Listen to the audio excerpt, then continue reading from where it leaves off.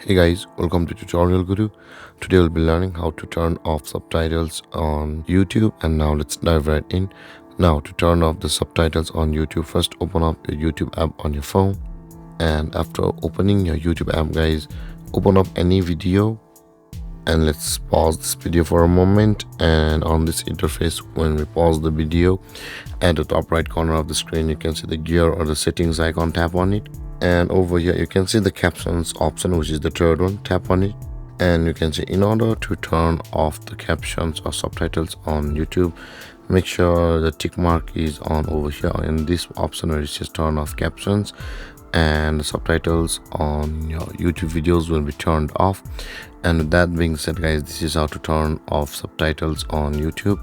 And if you have any confusions or questions regarding the topic, feel free to comment in the comment section below, and don't forget to like, subscribe and hit that bell icon for more videos.